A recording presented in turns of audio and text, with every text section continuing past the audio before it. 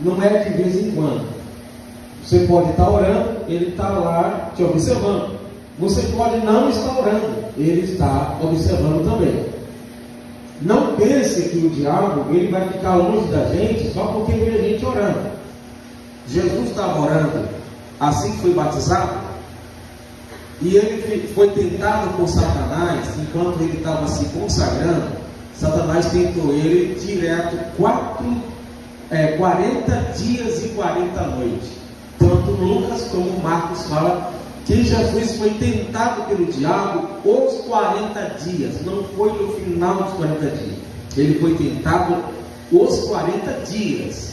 Isso não quer dizer que ele parou de tentar Jesus, porque no final dos 40 dias, do jejum de Jesus, a Bíblia diz que Satanás afastou de Jesus pelo pouco de tempo. Isso quer dizer que ele voltaria a tentar. Então o ser maligno, como nós lemos aqui, é um ser que não é o todo-poderoso, mas ele é poderoso. Ele não é todo-poderoso. Ele não é onipotente, mas ele é poderoso.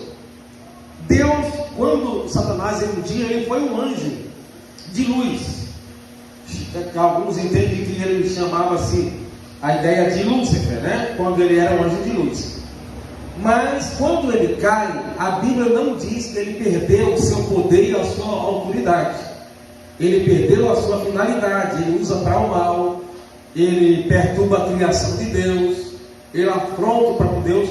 Mas a Bíblia não diz que ele perdeu a sua autoridade. Ele é tão poderoso que tem anjo de Deus que não consegue lhe expulsar. A Bíblia diz que Daniel colocou no seu coração o desejo de orar com um propósito, mas ele não pensou em fazer uma campanha de 21 dias. Daniel não estava pensando em orar vários dias, mas estava intercedendo. E quando ele começa a orar, diz a Bíblia que desde o primeiro dia que ele colocou no coração em orar, Deus ouviu a sua oração e enviou um anjo para trazer a resposta da oração.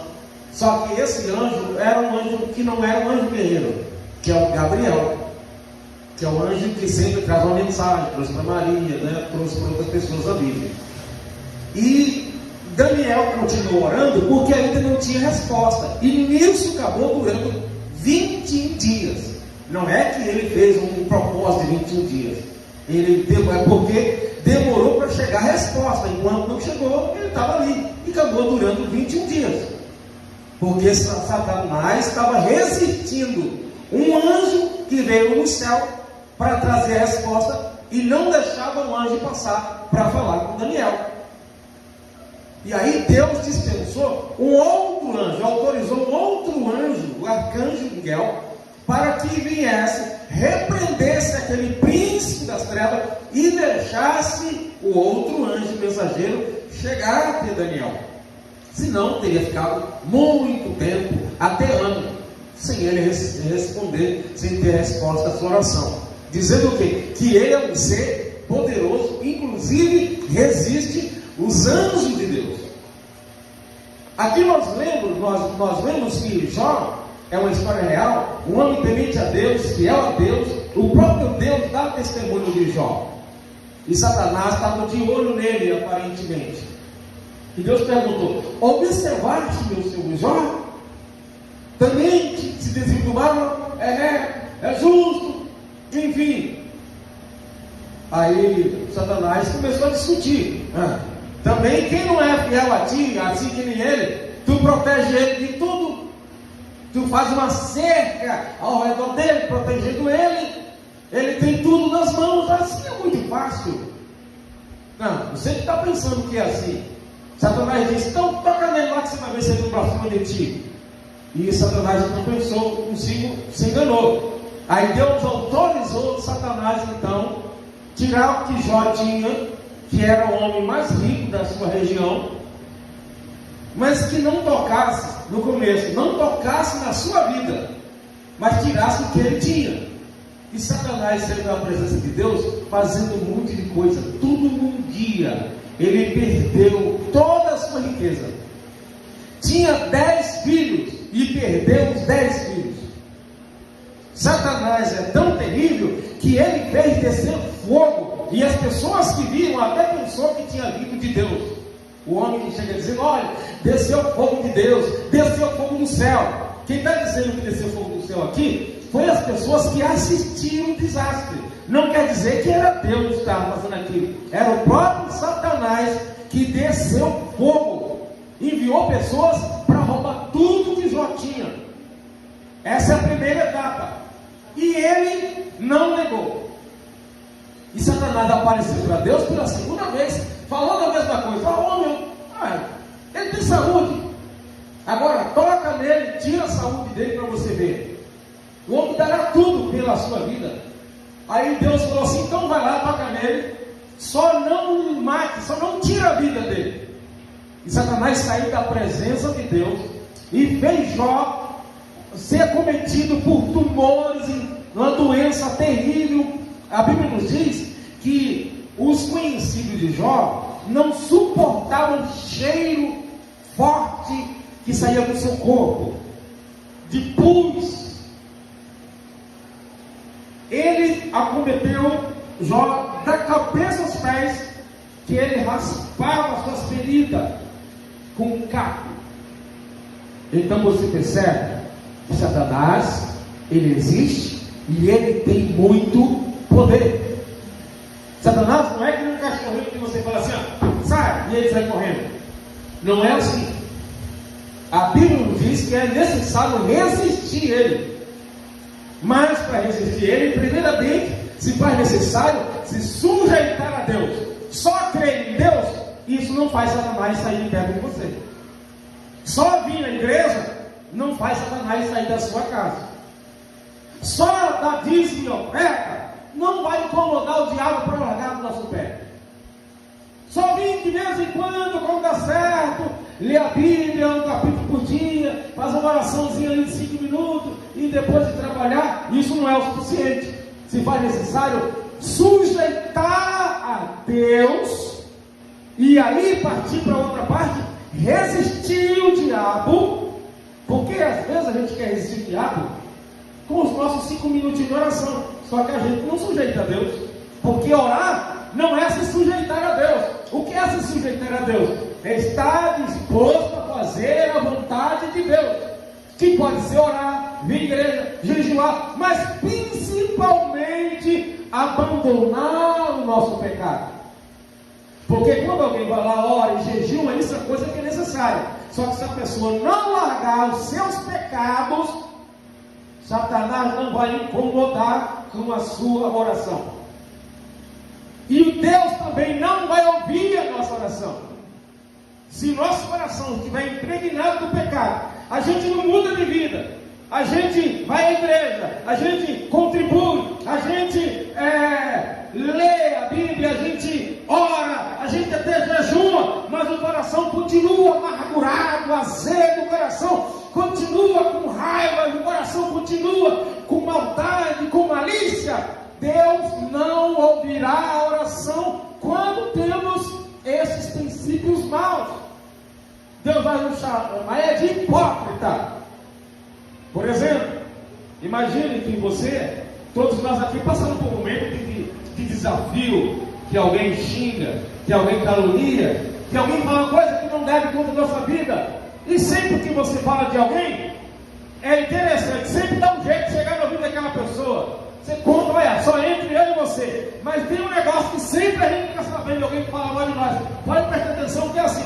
Aí você fica sabendo e fica magoado, e fica com o coração azedo com aquilo. Pois é, enquanto você estiver assim, nem adianta você pedir perdão de algum pecado para Deus, porque Deus não vai perdoar você. Lá em Mateus capítulo 6 diz assim: olha, se vocês não perdoar os homens as vossas ofensas, a ofensa que ele cometer contra você, o Pai Celestial também não vai perdoar a sua. Então, sabe quando alguém vem e pega você, e você fica ali com aquela ferida, sabe quem é que perde? Não é a pessoa que te feriu, quem perde é você, diante de Deus e diante de Satanás. Até diante de Deus porque Deus também não te perdoa, enquanto você fica ali com aquele negócio, com raiva, não aguenta ver a voz da pessoa, te incomoda só de ver a pessoa de longe. Tocou no nome da pessoa, você já fica ali com aquele negócio remoendo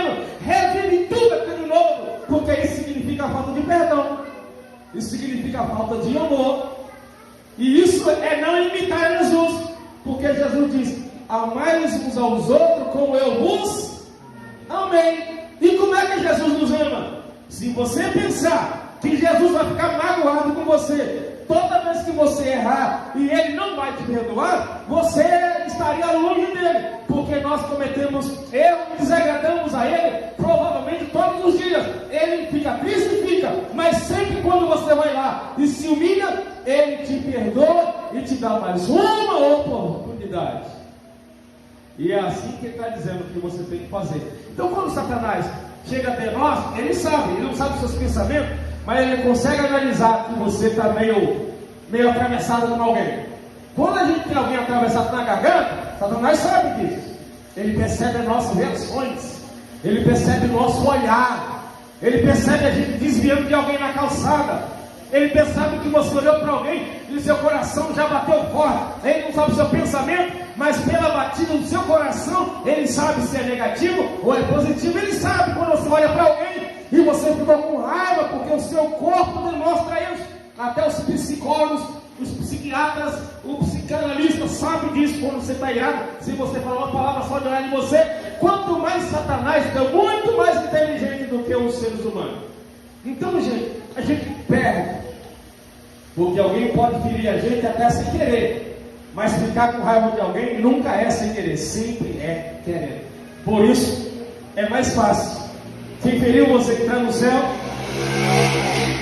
do que você que é ferido entrar, se não tomar cuidado, porque a raiz de amargura vai entrando, e daqui a pouco vem a depressão, e daqui a pouco a gente não ora mais, daqui a pouco a gente não lê a Bíblia, e daqui a pouco falta vontade de ir à igreja, porque o coração está entulhado de coisa ruim. E isso é uma oportunidade para Satanás trabalhar e fazer o que ele quer na nossa vida.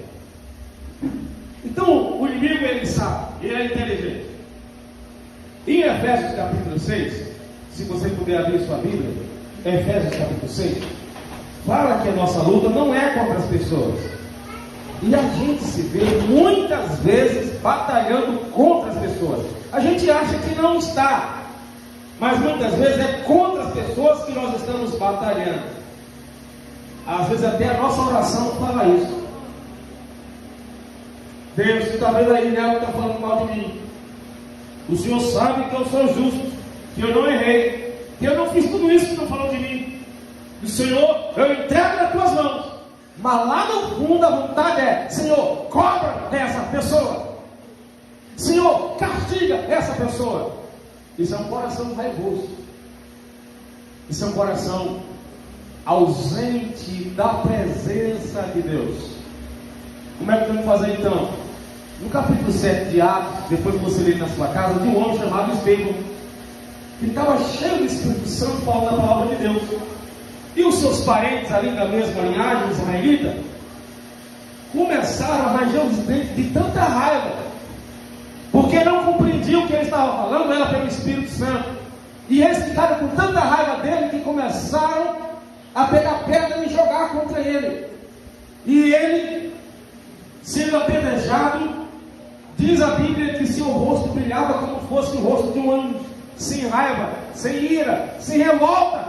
Estava sendo apedrejado porque estava pregando a palavra, e muita gente estava ali, conhecia ele, mas tentaram ali levantar uma calúnia, dizendo que ele estava falando coisas erradas, sem ele estar fazendo nada de errado contra o templo, contra Moisés.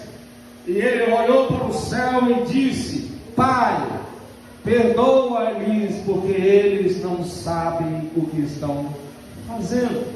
E isso sim é um tapa na cara de Satanás. Isso é resistir o diabo. Quando você está no direito de falar um montão para alguém e apenas dizer: eu te perdoo, apesar de estar com a razão. Por que isso é um tapa na cara de Satanás?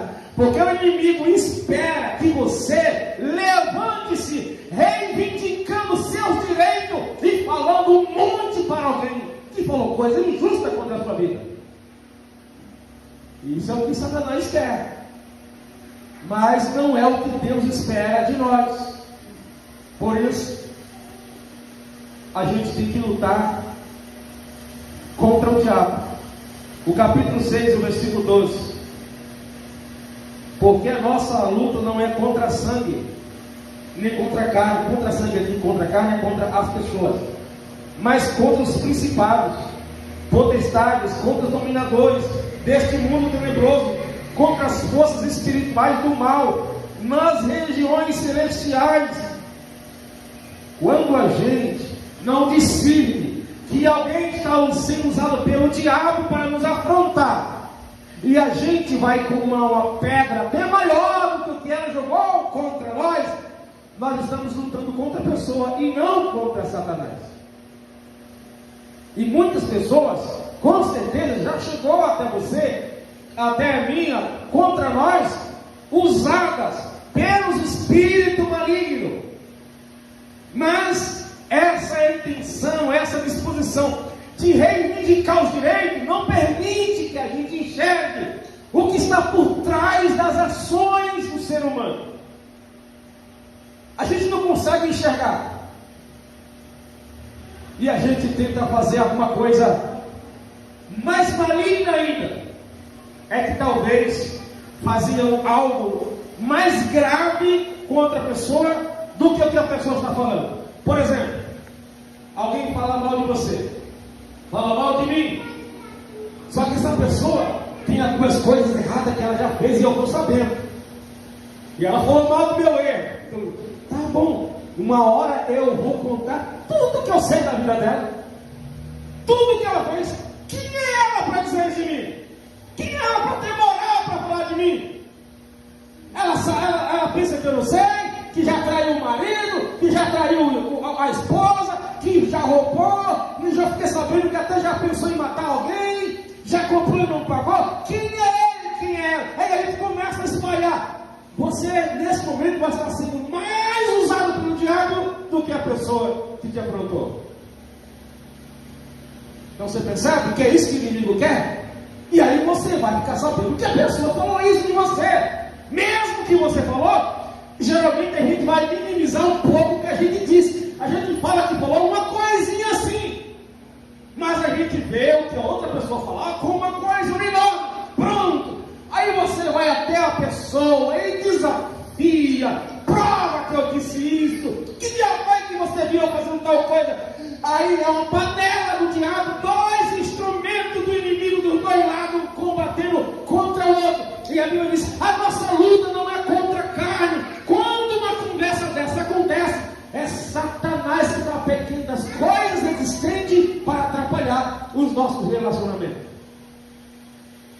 Então não podemos esquecer que Pedro 5:8 diz que o diabo, nosso adversário, vive rodeando, procurando a quem possa tragar. Ele fica o tempo todo, ele está de olho em você. Quando o seu marido fala uma palavra e você pensa em dar uma resposta mais quente ainda, e é nessa hora que o diabo usa a sua boca.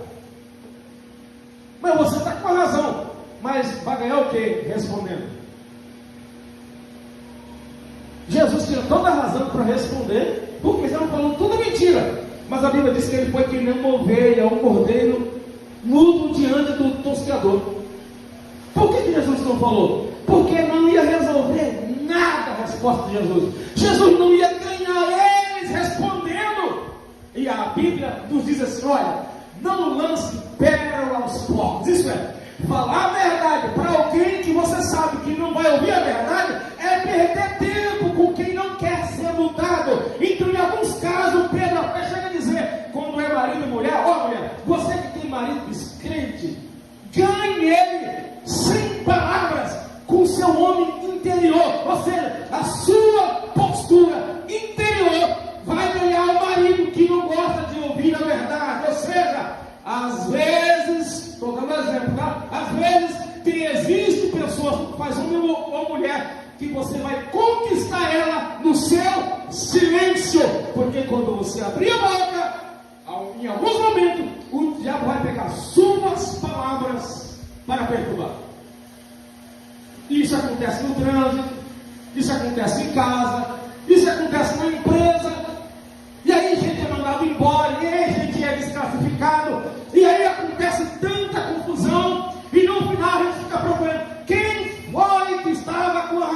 razão no meio desse redemoinho? Sabe quem estava com a razão? Ninguém!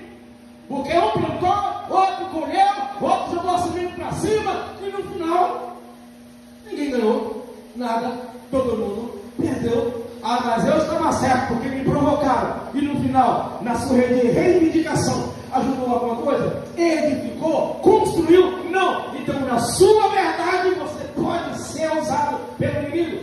A Bíblia nos diz assim, olha, que comamos, que bebamos, ou façamos qualquer outra coisa,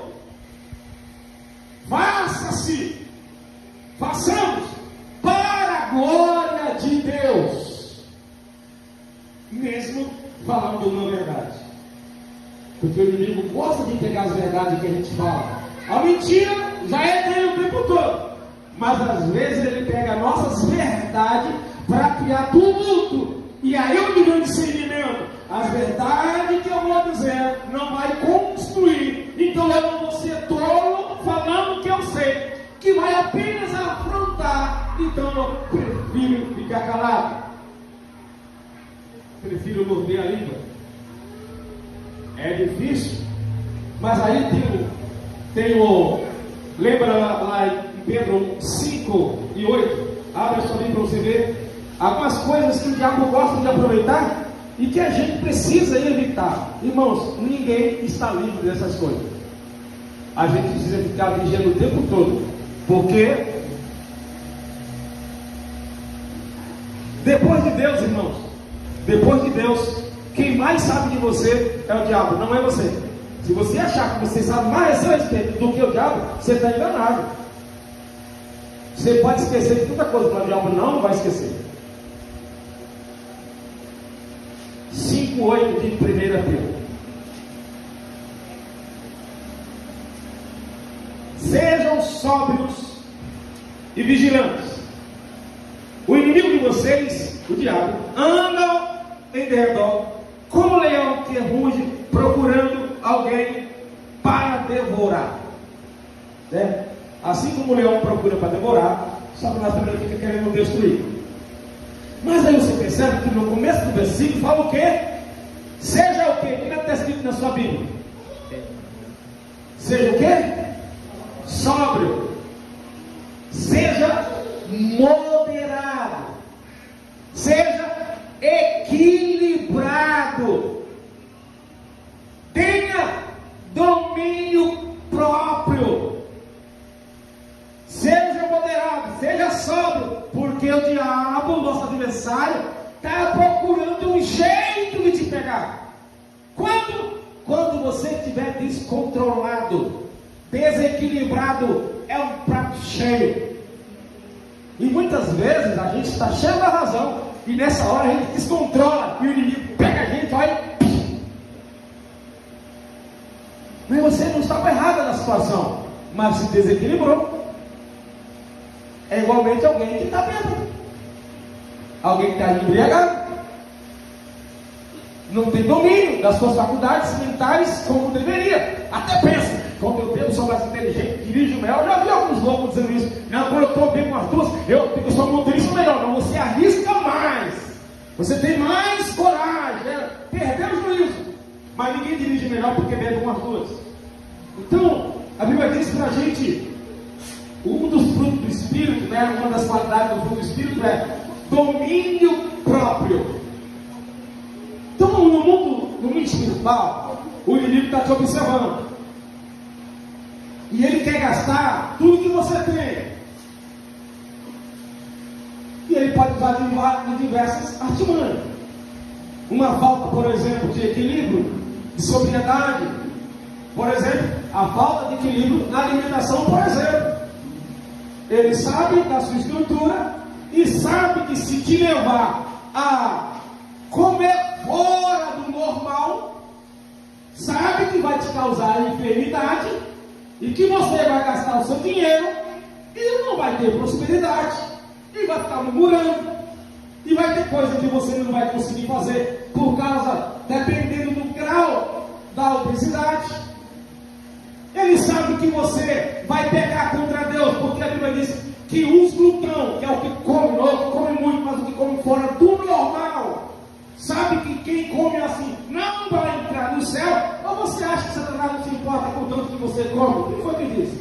Se Deus disse que a glutonaria tira alguém do céu, claro que Satanás se interessa que alguém coma demais. A gente pensa que Satanás não se interessa com as coisas. Se interessa.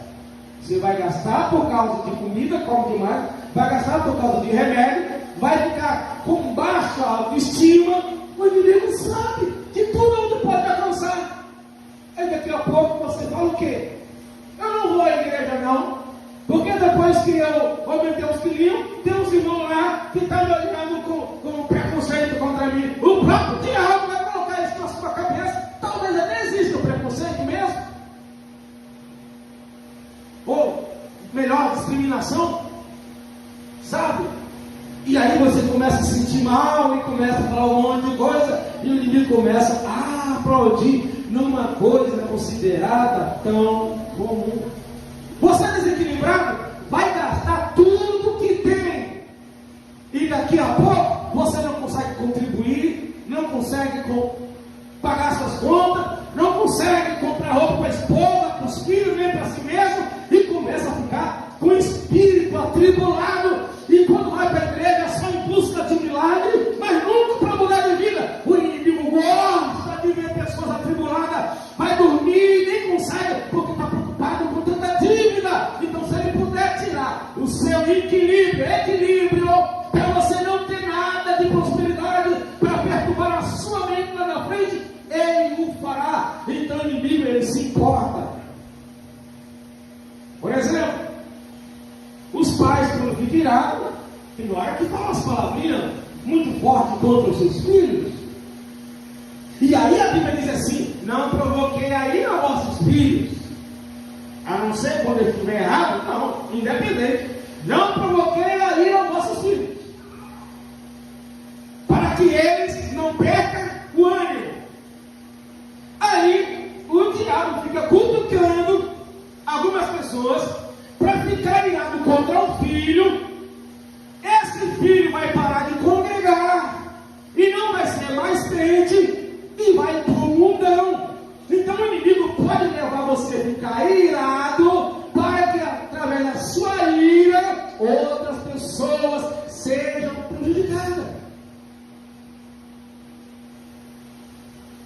Às vezes o inimigo nem tenta atrapalhar você de vir à igreja, às vezes não, mas ele quer deixar você numa situação, quer deixar nós numa situação em que vir à igreja e não vir seja a mesma coisa.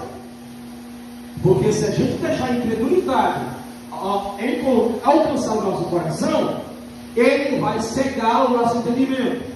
Veja que a Bíblia diz que Satanás cega o entendimento dos incrédulos. Aí você percebe que primeiro vem a incredulidade, que é próprio do ser humano. Satanás aproveita a incredulidade para cegar essa pessoa. Depois dessa pessoa cega, ele faz ela fazer o que ele tem interessado. Então,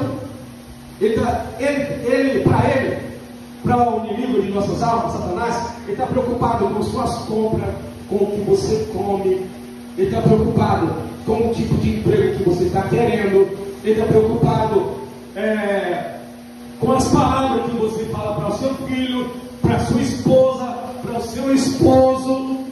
Ele está preocupado com a roupa que você veste. Desde que cada coisa dessa que eu te disse vai levar a honrar o nome de Satanás e blasfemar o nome de Deus, ele se preocupa com os mínimos detalhes, porque para você pode ser coisa pequena, mas para as outras pessoas que te veem, que te acompanham, que estão com você, pode ser algo desastroso.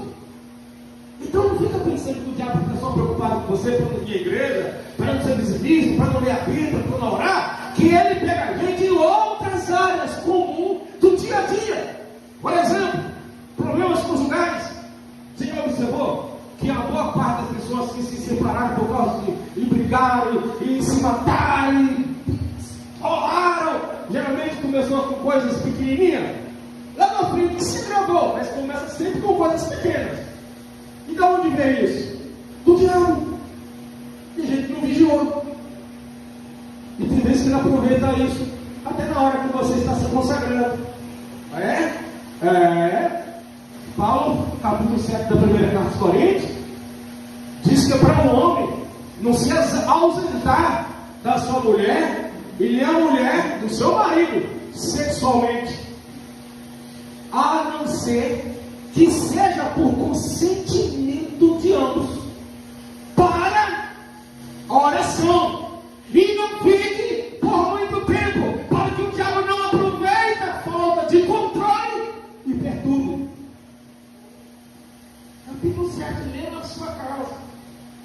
Não, irmão, agora é 15 dias de consagração, vou ficar até em cama separado, vou dormir de costas para o meu marido. Pai, o diabo vai pegar você orando mesmo, porque você está desobedecendo a palavra. Meu marido não vai ralar para mim, é 15 dias de molho, deixa o diabo entrar na tua casa, você está sendo usado pelo inimigo, meu irmão. O marido também. Enquanto pedir perdão para mim, enquanto se humilhar, enquanto dobrar o joelho, o negócio é assim, ó, vai comer na minha mão, não vai comer não. O diabo é que vai abraçar você na sua cama, enquanto você ora, enquanto você canta o hino o dia inteiro, em desobediência a Deus. A Bíblia nos diz que o marido que trata a mulher, não considerando ela como a herdeira dele também de Cristo, como um vaso mais fraco, não trata a mulher com sabedoria, que até a oração deles são impedidas. Pedro falou. Já pensou? Eu estou vendo já com minha mulher lá, hoje é com os 3 dias, ele olha para a cara dela. Pois é, nem ora nesse momento, nem ora, porque Deus não vai escutar. Você ficou com raiva do patrão? Não é ruim. Mas se tem uma pessoa que você não pode ficar de mal, é a sua mulher, o seu marido. Eu vou meu bravo com meu pai, com minha mulher, é grave, mas o mais grave se for com o seu marido, com a sua mulher, porque seu pai não é uma só carne com você, nem ninguém, nem sua mãe, nem seus irmãos, uma só carne. A pessoa em primeiro lugar na sua vida é o seu marido, é a sua mulher. Se essa pessoa que é mais próxima, você escanteia, você tem raiva dela, o diabo faz um samba. E aí ele está orando e vigiando e não resolve as coisas. Então, queridos irmãos, o inimigo gosta da gente de criar problema entre nós. Por isso que eu disse, não ireis. Mas se você irá, não deixe o sol se impor sobre a sua ira. Por que eu estou frisando isso? Porque nossa luta não é contra a carne nem contra o sangue, não é contra as pessoas. E a gente percebe, irmão, eu não estou falando da igreja aqui, estou falando no sentido geral. No sentido geral. É pastor com outro pastor, é obreiro com outro obreiro, é gente com gente. Gente, é uma brincalhada de gente. Um monte de mal que um fala com o outro. Aí chega na igreja, canta da ceia, sem comunhão, está tomando para a própria condenação. Não matou, não roubou, não adulterou, mas não está em comunhão com o seu irmão, está cometendo pecado enquanto toma ceia. Porque uma das finalidades de tomar ceia é dar comunhão entre nós. Então, se eu estou de mal com alguém, irmão, Jesus diz, eu fico. Mas ele falou muitas coisas contra mim, eu estou com toda razão. Por isso mesmo vai ficar. Você não está amando como Jesus disse que é para amar. Porque é o amor que nos dá a capacidade para ultrapassar sobre isso. Para terminar, a Bíblia diz assim, olha, se teu inimigo, Romanos 12, verso 25, vai embora. Se seu inimigo tiver fome, dá o quê? De comer. Sabe o que a gente faz? Eu vou orar por ele, mas dar comida não dou não, a tua oração não vai resolver. Porque a Bíblia diz que é para dar comida. Se teu inimigo tiver fome, dá de comer. Se tiver sede, dá de beber. Fazendo isso, montará a brasa de fogo sobre a cabeça do teu inimigo. Vai fazer com que o teu inimigo fique com a cara queimando de vergonha. É um desafio. Mas como é que a gente faz, pastor, para resistir o diabo? Para a gente fazer as coisas certas. É andar segundo o Espírito Santo. Quando você vê uma pessoa ultrapassando essas coisas assim, sem se ferir, sem ficar de mal, sem lutar de bairro, sem mudar de igreja, superando isso, ela não é super-homem, super-mulher, ainda estão conseguindo ser guiadas pelo Espírito Santo, porque o Espírito Santo nos capacitará a vencer as obras da carne, a vencer as obras do mundo, a vencer o diabo. É Ele que nos capacita. Então, quer vencer tudo isso? Seja cheio do Espírito de Deus. Porque o desafio vem, gente, vem. Não vou contar para vocês aqui, porque a hora já foi. Mas tem hora que as pessoas falam cada coisa a respeito da gente. Aí fala assim, da onde é que tirou isso? Mas eu vou tirar satisfação com a pessoa? Não vai resolver nada. Não vou ganhar nada. Deus não vai ser limitado. Essa pessoa não vai melhorar por causa do meu questionamento. Então eu entrego a Jesus e peço a Ele graça para eu amar essa pessoa como as demais que nunca fez mal para mim.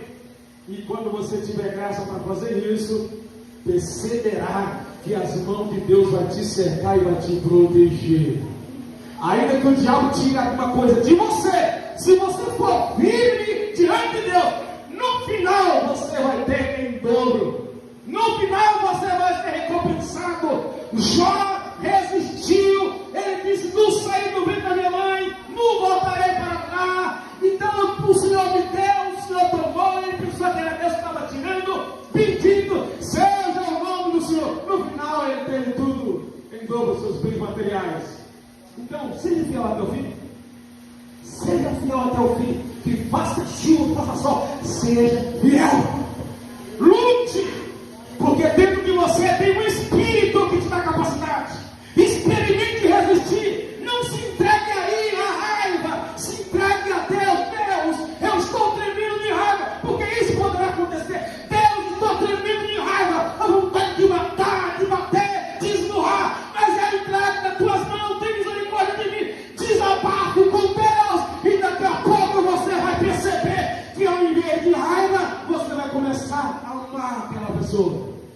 O Espírito Santo a quem você recorreu vai começar a trabalhar dentro de você. E você vai dizer, não que eu sou capaz de mim mesmo, mas aquele que habita em mim me capacitou para perdoar, me capacitou para estender as mãos e vai ser glorificado. Se for possível, perca para ganhar. Se for possível, diz a Bíblia assim, olha, aquele que a si mesmo se humilha será exaltado. Então, quer ser exaltado por Deus? Se humilhe, se entregue ao Senhor. O Senhor é conosco. Ele disse, estou com vocês todos os dias. Mas tem hora que a gente age como se estivesse sozinho. Alguém vem passar a perna na gente. Ao invés de falar, Jesus, está vendo o que está fazendo comigo? Sabe o que a gente faz? Eu vou ver onde é que ele passa para dar pegada dele também. Não, você está com Jesus. Deixa Jesus tratar. Daqui a pouco a pessoa vai chegar com você e vai dizer, olha, eu senti muito forte no meu coração o desejo de te pedir perdão. O que é isso? Espírito Santo. Porque tem hora que as suas palavras não vai resolver, dizendo para aquela pessoa, olha, você me feriu, você me matou, você tem que se humilhar de mim. Tem hora que isso vai criar mais problema. Mas se você se entregar nas mãos de Deus e fazer a sua parte, Deus vai reverter o quadro e você vai ficar de boca aberta. Eu nunca esperei que aquela pessoa viesse pedir perdão para mim. Pois é, Deus vai fazer pessoas pedir perdão para você. Aguarde, porque essa palavra dessa noite não é em vão. Aquele que foi usado pelo diabo para te perturbar, Deus vai usar cada pessoa para abençoar a sua vida. E você vai ver as maravilhas que Deus vai fazer através da sua vida e através daquela pessoa.